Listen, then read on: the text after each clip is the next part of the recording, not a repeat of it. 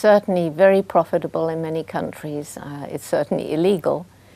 And I think possibly the awareness has increased, but just because the awareness has increased, it doesn't mean that the practice is stopping.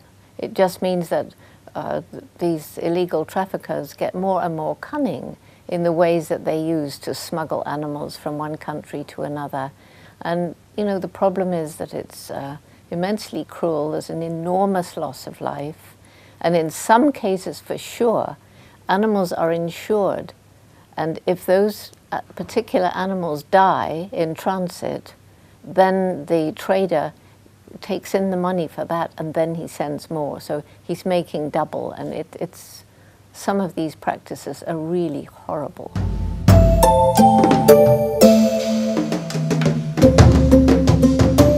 Well, I don't think I can generalize because people are so different everywhere. Certainly some of them listen. Some of them are shocked when they learn some of the facts. Some don't listen at all, and those are very often the dishonest, corrupt ones who are actually making money out of it. They don't want to listen. But when we come to teachers and the general public, you know, once people are aware, once a particular situation has been exposed, say in the media, people are outraged and shocked. They very often don't know what to do and who to speak to. So I think this is why we get this situation perpetuated. But you mentioned children. And of course, what I'm doing most as I'm traveling around the world, 300 days a year, is growing our program for young people, Roots and Shoots, which is now in 120 countries. And these young people are going to have a completely new awareness about the problems in the world. So we're just starting here in Argentina. I think we have about 11 groups already, so that's why I'm here, really.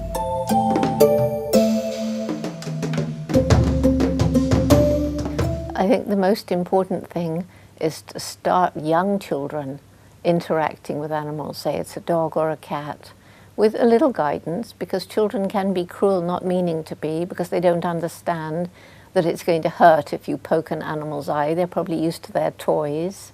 But once they know, once they become aware, if they have the right kind of guidance, then they're going to keep that love for animals and that understanding of the similarities between us for the rest of their lives.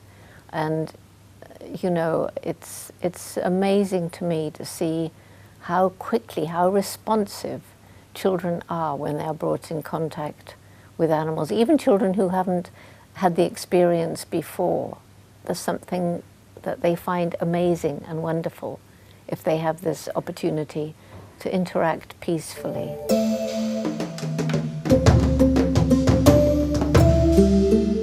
There are many, many people who come away from my lectures actually crying. And there's a limit to the number of days I can travel. 300 is about it. I'm also trying to write books. All of these things are devoted to trying to wake people up, to help people understand, to make them realize that just like us, animals have personalities, minds and feelings, that to protect the wild animals we must protect their ecosystems, that to take them out of their natural world, to sell them, is shocking. And as I cannot travel more than 300 days a year, I'm really happy that we have a new film out, Jane's Journey, which takes my message exactly the way I do, and it can go beyond me. I mean, I might die tomorrow. Now I know there is a vehicle that can take my message the way I want it to be taken. And it's about to be launched in Argentina tonight, as a matter of fact. I have enormous, huge hope for our youth. This Roots and Shoots program starts with preschool because that's terribly important. But we also work with all ages up to university.